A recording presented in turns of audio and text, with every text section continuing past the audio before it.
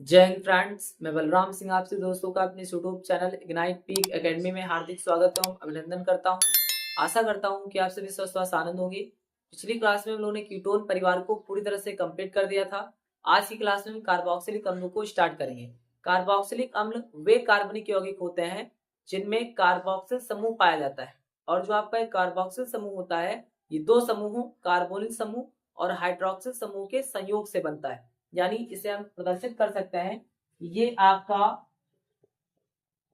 Carbonyl समूह होता है और इसमें जब हम हाइड्रोक्सिल समूह को जोड़ते हैं तब जाकर के आपका ये कार्बोक्सिल समूह बन जाता है। यानी जब हम कीटोनिक समूह या हम कहें कार्बोनिल समूह में हाइड्रोक्सिल समूह को जोड़ते हैं, तो क्या बन जाता है? तब आपका कार्बोक्सिल समूह बन जाता है। और कार्बोक्सिलिक अम्ल वे कार्बनिक यौगिक होते हैं जिनमें ये कार्बोक्सिल समूह उपस्थित होता है। तो डेफिनेशन में हम लिख सकते हैं कि वे कार्बनिक यौगिक जिनमें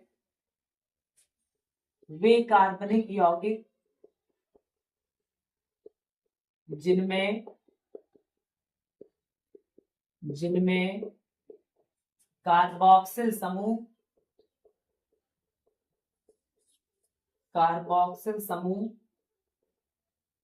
और कार्बोक्सिल समूह को हम प्रदर्शित करते हैं इस तरीके से, या सिंगल बॉन्ड COOH से इसको प्रदर्शित करता है। तो वे कार्बनिक यौगिक जिनमें कार्बोक्सिल समूह पाया जाता है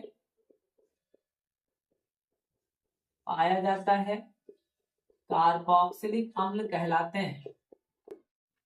कार्बोक्सिलिक अम्ल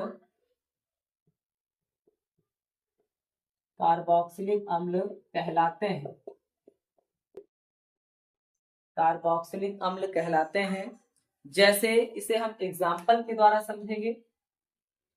जैसे HCOOH, इसमें सिंगल बॉन्ड COOH पाया जा रहा है, यानी ये आपका कार्बोक्सिलिक अम्ल है। दूसरा CH3COOH, इसमें भी आपका कार्बोक्सिल समूह पाया जा रहा है, इसलिए क्या हो जाएगा? कार्बोक्सिलिक अम्ल हो जाएगा। इसी तरीके से तीसरा एग्जाम्पल हम ले सकते हैं, इसमें भी आपका सिंगल बॉन्ड COOH पाया जा रहा है, यानी कार्बोक्सिल समूह पाया जा रहा है, इसलिए इसे हम क्या कहेंगे? इसलिए इसे हम कार्बोक्सिल अम्ल कहेंगे। इसे हम एरोमेटिक रिंग से भी दिखा सकते हैं। जैसे आपका ये बेंजीन रिंग है और बेंजीन रिंग से आपका कोई सिंगल बॉन्ड COOH समूह जुड़ गया, यानी कार्बोक्सिल समूह जुड़ गया, तब भी ये आपका हो जाएगा कार्बोक्सिलिक अम्ल। इसे हम एक अन्य एग्जाम्पल से दिखा सकते हैं कि अगर कोई प्रतिस्थापी इसमें हम जोड़ दें या एल्किल समूह जोड़ दें और यहाँ पे हम कार्बोक्सिल समूह जोड़ दें, तभी आपका कार्बोक्सिलिक अम्ल हो जाएगा।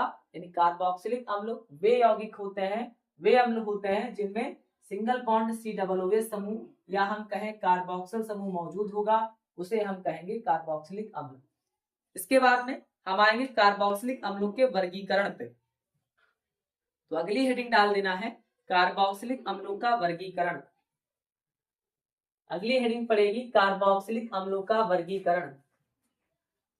कार्बोक्सिल समूहों की संख्या के आधार पर कार्बोक्सिलिक अम्लों को 3 वर्गों में वर्गीकृत किया जा सकता है। पहला मोनो कार्बोक्सिलिक अम्ल, दूसरा डाई कार्बोक्सिलिक अम्ल और तीसरा ट्राई कार्बोक्सिलिक अम्ल। कार्बोक्सिलिक अम्लों का वर्गीकरण की हेडिंग पड़ेगी। इसमें हम लिखेंगे कार्बोक्सिल समूहों की संख्या के आधार पर कार्बोक्सिलिक अम्लों को 3 वर्गों में वर्गीकृत किया जा सकता है। कार्बोक्सिलिक समूह, सिंगल बॉन्ड COOH समूह की संख्या के आधार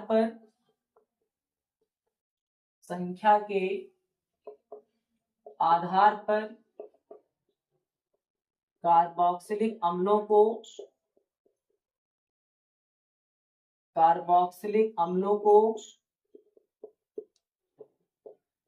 3 भागों में बांटा जा सकता है। 3 भागों में बांटा जा सकता है। 3 भागों में बांटा जा सकता है। इसमें सबसे पहली हेडिंग हम डालेंगे मोनो कार्बोक्सिलिक अम्ल। मोनो कार्बोक्सिलिक अम्ल।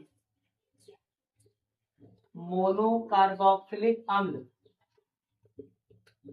अब मोनो कार्बोक्सिलिक अम्ल वे कार्बोक्सिलिक अम्ल होते हैं जिनमें एक कार्बोक्सिल समूह उपस्थित होता है। तो इसमें हम लिखेंगे कि वे कार्बोक्सिलिक अम्ल, वे कार्बोक्सिलिक अम्ल, वे कार्बोक्सिलिक अम्ल जिनमें केवल एक कार्बोक्सिल समूह, जिनमें केवल एक कार्बोक्सिल समूह उपस्थित होता है, एक कार्बोक्सिल समूह उपस्थित होता है,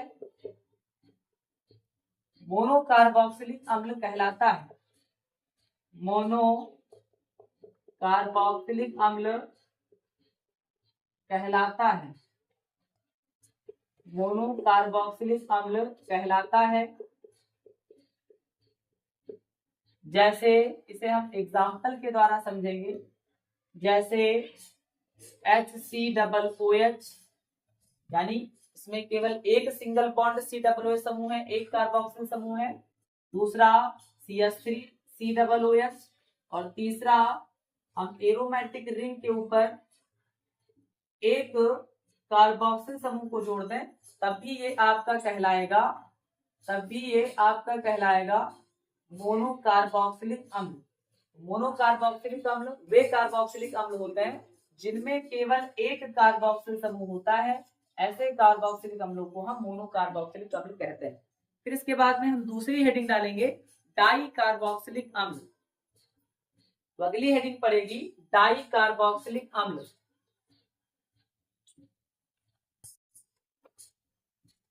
डाई कार्बोक्सिलिक अम्ल। डाई कार्बोक्सिलिक अम्ल। डाई कार्बोक्सिलिक अम्ल वे कार्बोक्सिलिक अम्ल जिनमें दो कार्बोक्सिल समूह पाया जाता है, उसे हम डाई कार्बोक्सिलिक अम्ल कहते हैं। तो इसमें लिखेंगे वे कार्बोक्सिलिक अम्ल, वे कार्बोक्सिलिक अम्ल जिनमें दो कार्बोक्सिल समूह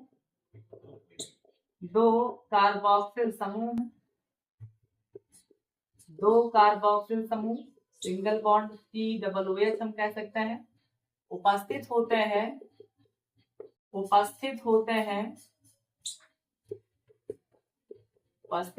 हैं डाई कार्बोक्सिलिक अम्ल कहलाते हैं।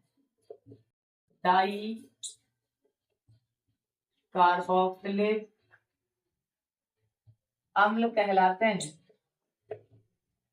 डाई कार्बोक्सिलिक अम्ल कहलाते हैं। जैसे COOH single bond COOH oxalic अम्ल इसका एग्जांपल हो जाएगा। दूसरा CH2 COOH और CH2 COOH। इसमें हम देखेंगे दो कार्बोक्सिल समूह पाए जा रहे हैं, इसलिए इन्हें हम क्या कहेंगे, डाई कार्बोक्सिलिक अम्ल कहेंगे। तो मोनो कार्बोक्सिलिक अम्ल क्या होते हैं, जिनमें केवल एक कार्बोक्सिल समूह होगा। डाई में क्या होगा, दो कार्बोक्सिल समूह होगा। और ट्राई में हो जाएगा जिनमें 3 कार्बोक्सिल समूह पाए जाएंगे, उन्हें हम कहेंगे ट्राई कार्बोक्सिलिक अम्ल। तो अगली हेडिंग डाल देना है ट्राई कार्बोक्सिलिक अम्ल।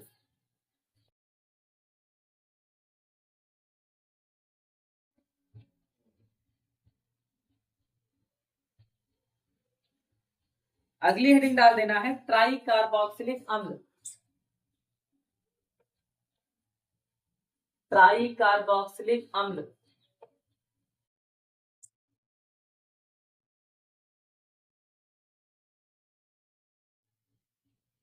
ट्राई कार्बोक्सिलिक अम्ल।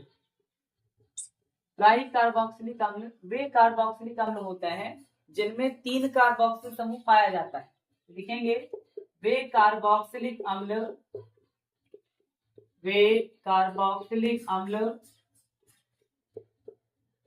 जिनमें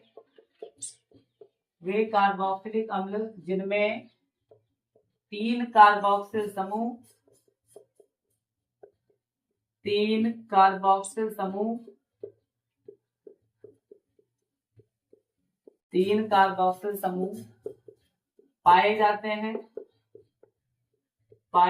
हैं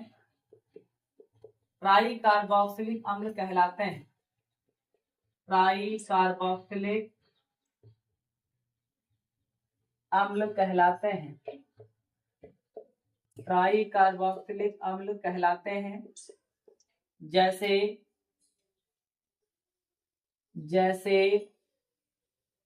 CH2 single bond COOH, CH single bond COOH और CH2 सिंगल बॉन्ड COOH। यहाँ पे देखेंगे कार्बन की वैलेंसी बैलेंस हो रही है, 2 हाइड्रोजन से और 2 बॉन्ड से चार्ज हो जाएगा। यहाँ पे आएंगे 1 2 3 4 हो रहा है, बैलेंस हो रहा है। यहाँ पे 2 1 3 4 बैलेंस हो रहा है। यहाँ पे देखेंगे कि 3 कार्बोक्सिल समूह है, इसलिए ये आपका कहलाएगा ट्राई कार्बोक्सिलिक अम्ल। क्या कहलाएगा? ये आपका हो जाएगा ट्राई कार्बोक्सिलिक अम्ल। इसके हम दूसरे एग्जाम्पल को देख सकते हैं। इसका दूसरा एग्जाम्पल हो जाएगा CH2 सिंगल बॉन्ड COOH, दूसरा C सिंगल बॉन्ड COOH। यहाँ पे हम OH जोड़ते हैं हाइड्रोक्सी समूह और अंत में CH2 COOH।